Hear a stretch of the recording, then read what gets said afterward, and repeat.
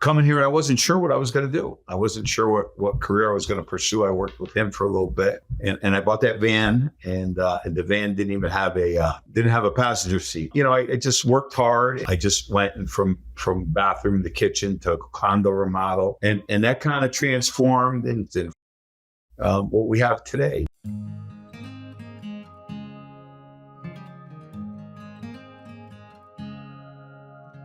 Hello and welcome to Along the Way Life's Journey. I'm your host, Carl Buccellato. Many times I've told you I've traveled millions of miles around this earth and I've met many, many people, wonderful people with great stories. It was my good fortune to meet the man we're going to talk to today right in my own backyard. He happens to be a dear friend. He's becoming very quickly a dear friend, and I would like him to be one of yours as well. Many of us have stories to tell about how we started from modest beginnings and we overcame and we just pushed forward. Well, this man, Ed Cannatelli, did exactly that. He had a great belief in himself. He believed in his higher power, and he had an unwelding belief in ethics. He is the kind of guy who said, I'm going to change my life. And he got in a van and he came from the Northeast about 25 years ago and established himself here in Florida. And Ed, you're a guy who started with very little and you built yourself into almost a Horatio Alger story, didn't you? Tell us about you. Welcome to the show. Thank you, Carl. It's a pleasure. And I've enjoyed getting to know you as well and our mutual friends. I was born to Italian immigrants. I was raised in Meriden, Connecticut. And my family didn't have a lot, but the one thing that they did teach us was good values and work ethic, right? You mean what you say what you mean. When you shake somebody's hand, you look them in the eye and do what you say you're going to do, and be honest and forthright and put in a hard day's work and save your money. And, they didn't have a lot, my family, and to see what they've accomplished and then, with the little that they made, I'm kind of embarrassed because I think I fell short,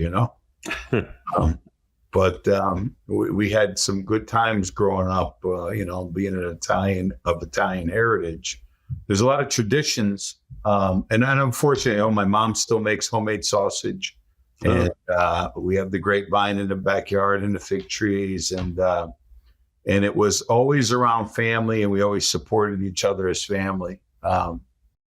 Things weren't always great for me, though. I lost my dad when I was 26. My dad taught me the business, and he was my hero, my idol, my best friend. And I learned the construction business from him, and he made me go to college. And very interesting, I wanted to go fly helicopters. And I was going to go to Embry-Riddle College. And I remember he said to me, if you want to fly helicopters, you're going to go to the Air Force. And that nixed that idea. So I went. Sure, you'd end up in Vietnam. You didn't want that. Right? So I ended up getting a degree in electronics engineering, which everything I've learned is probably well outdated, obviously. But I remember the day I graduated, and I said, Dad, I got $12,000 and my degree. I'm either going to be your partner or your competition. You decide. And I think it was 6 months before he stopped laughing at me every time he looked at me. And but we ended up working together for years, and him and my uncle as well, who's a big part of my story. And my dad died tragically and suddenly of a heart attack at 48. I was 26 at the time. And I spiraled out of control. I didn't know how to be. I didn't realize it till after. But I didn't know how to deal with loss. And I did what a lot of people do. Yeah. And I turned to alcohol and other substances, and I made a mess out of my life because that was the only thing that took away the pain, Yeah. And I didn't know how to, and nobody had taught us coping skills Right. And I was fortunate enough that I had a couple of people in my family that had been there, and I ended up, I have the uncle that was partners with my father was here in Florida. And he said, come on, we'll do this together. And, and he became a dad to me. Really, I was very fortunate. And I came down here and I got sober. And I recreated my life because I kind of, I created some just for myself. And what happened was I ended up coming here. I wasn't sure what I was going to do. I wasn't sure what career I was going to pursue. I worked with him for a little bit, and I bought that van, and the van didn't even have a passenger seat. My wife, my current wife, when I met her and started dating, I had a 5-gallon bucket. And she had a Lexus, and she said, we'll take my car from now on. And I said, okay. But I just worked hard, and it's funny. I remember I put an ad in the I think it was the Pompano Beach High Rise or the Jewish Journal or one of those little publications, and a lady called me. I remember the first week I got a call. I was wondering if the ad would work, and the lady gave me a call, and I said, I'll be there at Tuesday at 4:00. Does that work for you? And she said, oh, that's perfect. And I got there 3:45, and the guard buzzed me in, and she says, I can't believe you showed up. And I said to her, why would I make an appointment with you and not show up? And she said that I called 4 contractors and I had 4 appointments, nobody showed up. And I said, okay. And that's a prevalent belief here in South Florida. It was so foreign to me. Yeah. And I was like, why would people, you got an opportunity to get a job, right? Yeah. To work. Mm-hmm. And that she told somebody, because I did a good job, she told somebody in her building, and I think I was in that building. That was the Aegean condo. I was in that building probably for a good 10 years. Wow. I just went from bathroom to kitchen to condo remodel. And then another building, very same situation. Lady said, I can't believe you showed. And that kind of transformed into what we have today. We have, I started with myself and a helper and physically doing the work. And today we've got, I think, 16 employees. Our friend's restaurant we just finished. If your viewers out there want a good meal, I think we should give them a plug. Absolutely. Eddie and Vinny's Coastal in Coral Springs, Florida. On Sample Road. You won't regret it. It's phenomenal. Of course, I'm partial to the build out. Our guys did a great job. Beautiful. Absolutely beautiful. Very interesting. We use and it's amazing. I go, Carl, you'll love this. So I go there for the first time after we're done at the restaurant for the friends and family. And I'm sitting there because we use this acoustical spray on the ceiling because one of the problems with all the concrete and the tiles, always sound transmission in restaurants. And I'm deaf in one ear. So, it's funny. I'll go to dinner and I'll be smiling and my wife will tell me after, and I'll nod my head and I say, that guy was saying something you don't like. And you just sit there. I can hear him. I don't want to be rude. So I just smile. But I could actually hear everybody. And it's funny. I was with my business partner. We were there and I'm looking up and he goes, he goes, you're admiring the sound transmission, right? I said, of all the things in the restaurant, but the food is spectacular. The service is spectacular. So we're always proud to be part of those kind of projects. I certainly am. I know. But your cornerstone is that people are proud of what you build because you now build mega, magnificently luxurious houses and facilities and in the many tens of millions of dollars. Yeah, some of the houses we build are pretty incredible. Yeah, and it's funny. I'll tell. Every now and then it's somebody up north or somebody that doesn't know me, and they'll ask me what I do. And I say, I build houses and I'll give them my card or something. And then they'll call me and they'll go, Ed, those are a little more than houses. Ironically, and I tell people, the smallest house that we built in the past 10 years is probably the home that I reside in with my wife. It's just under 5,000 square foot. It's way too big for both of us.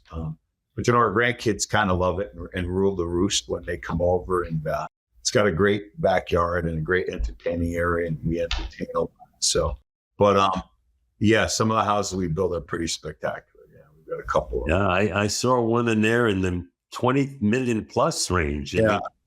Gotta be We have one right now that's in design. It's going to be on 4 acres, and that'll probably be. Our construction budget is in probably the $15 million range, and it'll probably be, my guess is the $35 to $40 million range when it's done. My goodness. Yeah, currently it's on. So, but it's exciting. It's fun. We get to work. That's a long way from a bucket and a van. Yeah, well, one day at a time. God bless. God bless.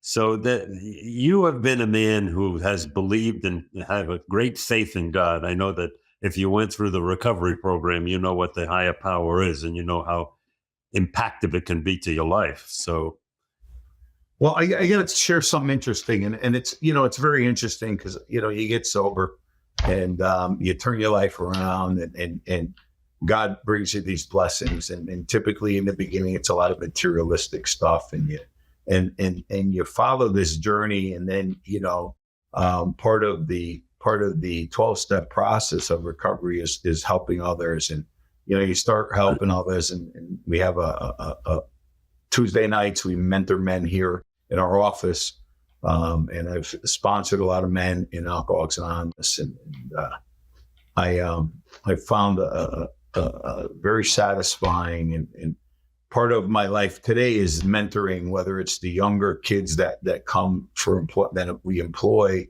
or it's the gentlemen that we get, wayward gentlemen, whether it be from prison or wherever, that you try to help them rearrange their life and reconstruct their life. But it was very interesting because I got probably in 15 years into this journey. I'm sober right about the same time I came here, 25 years. And I started looking for more. How do I enhance my spiritual journey? And, I was raised Italian Roman Catholic, and I knew the Mass in Latin. I was an altar boy, right. But I never really understood the significance of what we do and why we do it in the Mass, and the religious aspect, and the whole, whatever form of religion you believe in, but the Bible, the Jesus Christ is what it means, especially today, right? On Good Friday, and him dying to forgive our sin. And that's right. The power of it. And I'm kind of seeking more spiritually. And, my sponsor, who's been my sponsor for over 20 years, came to me. And we were having a conversation, and we were talking about it. And he said, I met these guys, and they meet over here in Parkland, right at kind of on the line, and in the Calvary Church in Parkland on Wiles and 441. And he said, I know it very well. Yeah, there's a bunch of guys that meet on Thursday nights. I want to go over there. So we made an agreement to go there. And it's very funny. These are really, truly men of God. And it's funny because I had known, out of the 3 guys that have become a key part of my life right now, I've known at least 4 or 5 associates of each of them. And one of them, I used to have breakfast with his brother once a week and didn't even know it was his brother.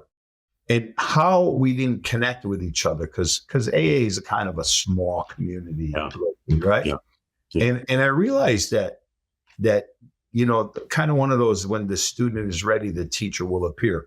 If I had met them, 10 years previous, I wasn't probably ready for the depth of the message that they were carrying and the seriousness of their faith. And I probably would have dismissed it and missed an opportunity down the road. Right. But, I truly believe that God saw fit for me not to meet those men until I was ready to accept their message. For all things a season. Yeah. Yeah. And it's crazy how at that time that I needed it most and I needed to get fed spiritually, he put those men in my life that have helped feed me spiritually. And I'm eternally grateful for that. I'm so happy for you. Like you, I came from an Italian background, which meant Catholic, and I was very involved with the church. And it wasn't until later in my life that I always aspired for more, to know more.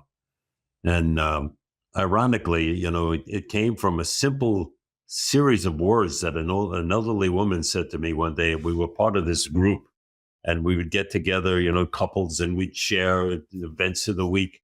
And sit around the floor, kumbaya kind of thing. And one particular night, they were late getting there, this couple, and they sat down, and this woman had this smile on her face as big as the sun. It was enormous. And I couldn't believe what I was seeing. And I said, Rita, what's going on with you? I see something happening there. What's going on? She said, oh, nothing. I said, come on, tell us what's going on. And she said, well, God and I had this good laugh together today. And it struck me like a lightning bolt that this woman was talking about laughing with the living God, that she had a relationship with God. And all I had was a book. And I wanted to have that relationship. I wanted that same thing. I said, I have to find that. And later in my life, I did find it, and greatly, and it's just changed my life enormously. And I too found it with my wife. She was attending Calvary Chapel, and we went there, and just the scripture and the teachings of the Bible and what it meant changed my entire life. Life. So I'm taking your time. I'm sorry. I have a very similar experience because, when I met these men and they had done the 12-step process previous to the big book written. And a lot of it was biblical references. And when I went through that process, and they made us break up into groups, and you couldn't have any of your sponsees or your sponsor in the group. And so you created this bond with a couple of the men that you did it with. Right. And it was very interesting. And I said, wow, a lot of this came from the Bible. So I started, and having raised Catholic, it was almost like you were checking boxes. You were taught these things as a child, and you did them, you memorized, but it was more memorization. And, we did the Passion, we did the Stations of the Cross, and we did all these things in school that were laying the premise. And maybe they explained it. I don't know. And I wasn't paying attention, but I never really fully understood the significance. And I don't know that anybody at that age really could, when you're in grade school. Right. But as I met these men and I did this, so then I said to them, they said, look, on Wednesday night, I said, well, I want to do more of this Bible study. I really want to get involved with this and see how I can enhance. Because I'm always looking, I'm reading, I'm researching to do things to enhance not just my physical being. I work out every day. I try to stay in shape. My mental, I read, I do things to engage my mind, and I want to increase my spiritual being. And I truly believe in that triangle, right? Mental, physical, and spiritual. And I went to a Calvary Bible study on it, and it was like Bible speed reading, like Evelyn Wood speed reading, right? And by the time he was on the fifth verse, I was still trying to find verse number 1, and I had Bible tabs, and I said to the guys, listen, this is really way too advanced for me. I need they got that Microsoft for Dummies kind of thing. I need a Bible for Dummies. And I kind of went away for a month or two. One of the guys, one of these spiritual guys that I was looking up to in the meeting, he said, it came to me. And it came to my heart. And I don't want to say God spoke to me, but I think he did through my heart. And I want to offer my home, limited 5 or 6 guys. We're going to do a Bible study. And we agreed. We started with James, and we read through James, and then we agreed to go to Matthew. Perfect place to start. Yeah. And then we went to Sermon on the Mount, which I read and was pretty, so it wasn't like I was just coming in green. And what happened is it's let me see, it's 1, 2, 3, 4, 5, 6, 7 gentlemen, 6 to 7, depending on the days. But it's a very small, intimate group. And what happens is you share you read and we speak about what it means to us, how it moves us. But the bond that's created there as well, on top of the ability to understand what it's about and why all these things happen and what is expected of us, right, has changed a lot of my perspective in life and my path, and definitely helped my faith for sure. So it sounds like you were studying it, and what does it mean? What does it mean to me? And how do I apply it in the world? Absolutely. And when you're out there, it goes through your head when you meet people, when you're doing things and so forth. How do I apply this great value in this world? I think, too, Carl, what helped me out was when I did get sober, my sponsor was a big proponent of the big book. And I couldn't understand. He says, well, this book is going to save your life. I said, how's a book going to save my life? Mm-hmm. But it's an instruction manual, and it had to be studied with somebody. and taking the what the founders of Alcoholics Anonymous wrote in a book, and then applying it to my life and seeing the success, not just of not drinking, but by following the process of the steps, cleaning up my past, making amends, not just the restitution and the amends part, but then constantly, prayer and meditation, and constantly reviewing my day and keeping my side of the street clean. And so having the application of reading a book and applying it to my life was very familiar to me and comfortable, because that was part of my journey through sobriety. Right. And so the transition of taking the Bible and kind of trying to see how it applies to my life and what's expected. Now, it's funny because we were sharing the other day and we were talking about, Jesus washing the feet of Judas, who's going to betray him. And I said to the guys, hey guys, I don't know that I'm there yet. I don't know that I'm going to wash anybody's feet that's betrayed me. Not quite. See, he knew who it was. Yeah, he knew right, he was going to be the one. I don't know that I'm that spiritual yet, but and I know. Well, that's our Italian blood that runs through us. Look at there's still a little going there.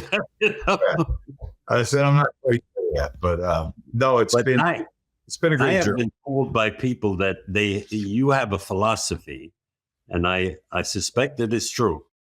The true measure of a person is not what they're worth, but what they give away.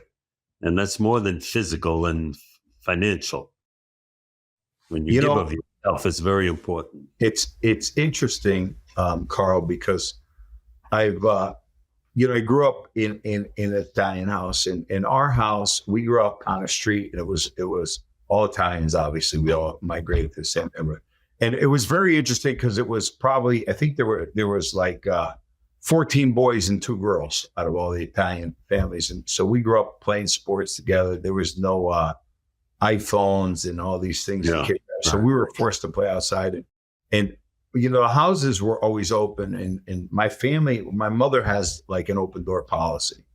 And, friends of mine will go and they want to tell me, and they'll call my mom. They have her number, and they show up at my mom's house, and my mom's treat them, and they'll take a picture and send it to me. And, my wife is of the same, although my wife is Jewish, of the Jewish faith. She grew up kind of the same way.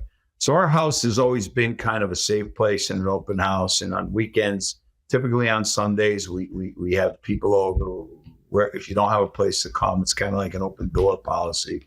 And we cook for people and we provide camaraderie and share, But I come to learn that, I think we place too much value on money and materialistic things. And I think our most valuable commodity is time, because we don't know how much we have. And I think the best thing you could ever do is give somebody your time. That's right. So for me, my sponsor has kind of beaten in my head to be of maximum service to God and the people about me.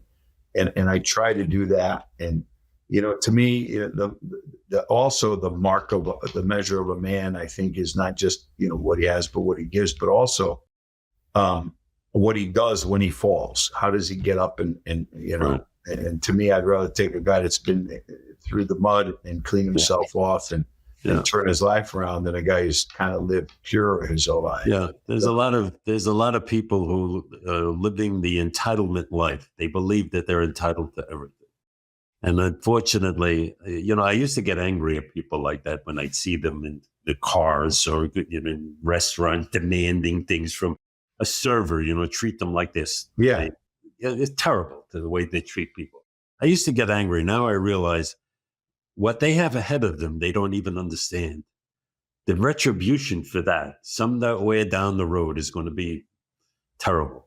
But I just pray that they would come to their senses before it happens, because it's not good. It's not good to treat people like that. I learned a valuable lesson from a man a long time ago. I was working for this gentleman, a very wealthy man. He had a bunch of car dealerships in Greenwich, Connecticut. And I was doing a lot of work for him. And he called me and he says, I need you to go to this dealership. I just bought it.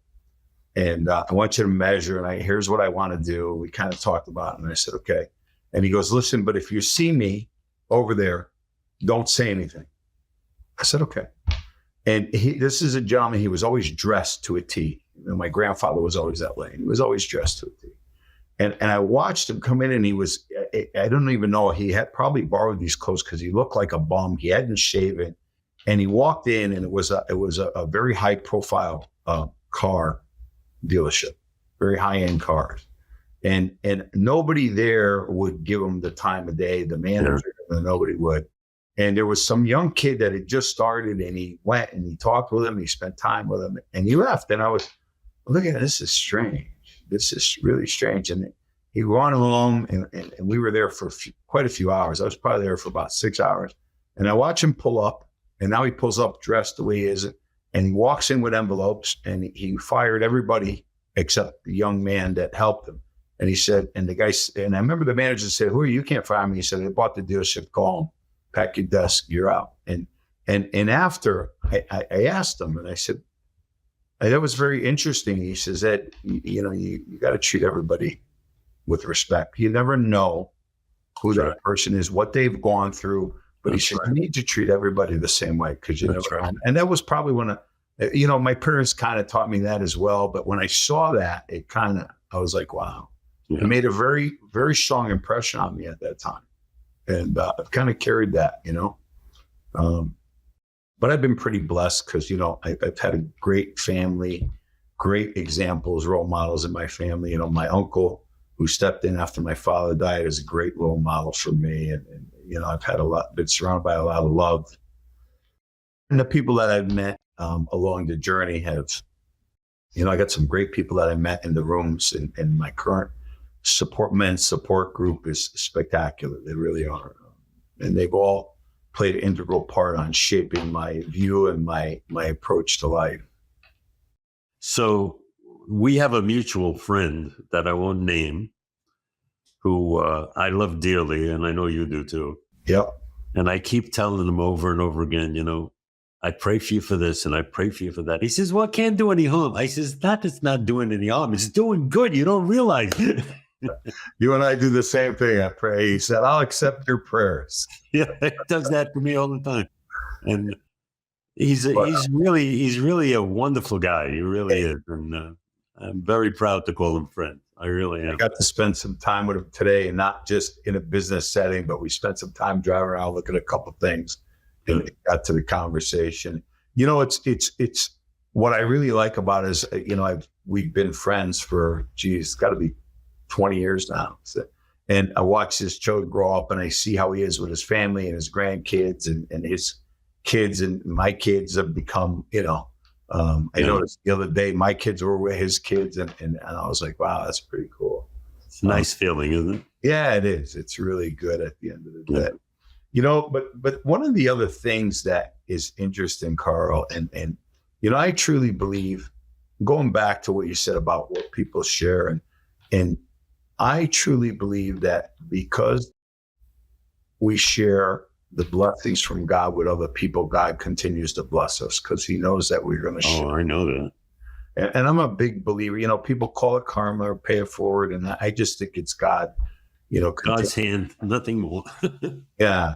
I'm in God's favor, but I make sure that I share his blessing. I know you and I share another thing. We're both survivors. You survived cancer.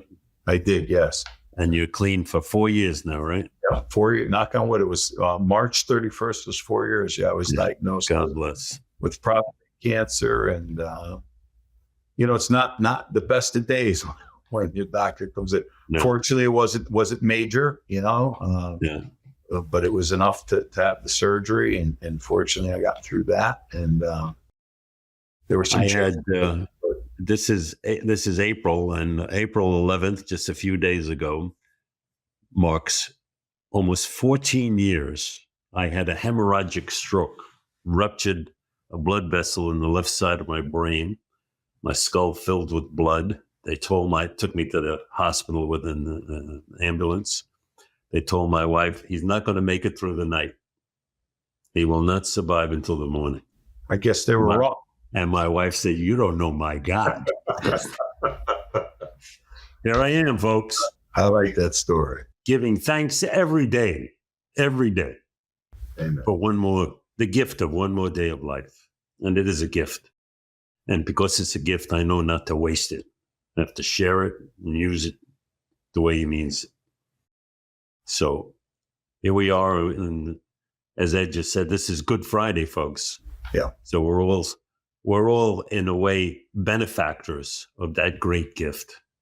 We're all here because one divine human being came to earth. God came to earth as a human and took our place and sacrificed for us, for each one of us, so that we could be here whole and healthy and alive. And we should never cease giving thanks for that. Never. Amen. Yeah. So, my good friends, I am so happy to have you on this show. I think you're a tremendous inspiration to people. And the purpose of this show is exactly that. I bring people on. The show is called Along the Way Life's Journey. And it's exactly what it says. Along the way, I meet people. And in my journeys, I've met you and people like you who have a story. Everybody has their own story to tell.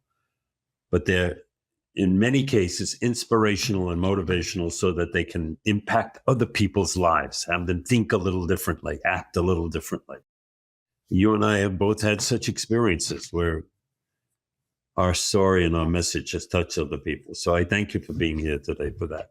Thank you for asking me, Carl. I appreciate it. Ladies and gentlemen watching this, in the show notes, there'll be information on how you can reach Ed, how you can talk to him, his website, you could see his wonderful building company and construction company. And if you're interested in that kind of thing, I'm sure he's got more business than he can handle, but there's never too much. Contact him.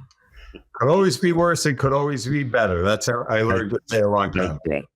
So any last comments you'd like to make, Ed? Anyone? No, I just, like I said, it's been a pleasure getting to know you and your wife. And, it's funny that, and it's not, I know funny is not the right word, but I love the way that God just puts people in my life at a particular time, and just to complement your journey and to help you open your perspective to other things and just become a better man, And I'm grateful to call you a friend.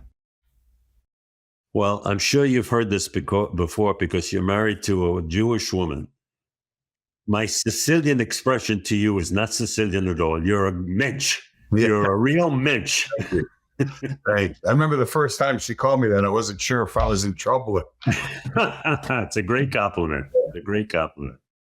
So, ladies and gentlemen, this is our show today. I've said a moment ago, we all have our own story. You have your story. Make sure you tell it. Tell it to your loved ones. Tell it to your friends. Write it down on a piece of paper. Send it into the newspaper. Send it to the local television station. Because when it's too late, and all that wisdom is gone. And if we need anything in this world today, we need more wisdom. Share it with other people who will be benefited from it. That's what Ed does. That's what I hope to do with this show. So share it with everyone that you know. You've heard his story. You've heard my story. Tell your story before it's too late. And I'll tell you one other thing I know. What do I know? I'm this big old fat guy from Brooklyn. I don't know much of anything, but I know this.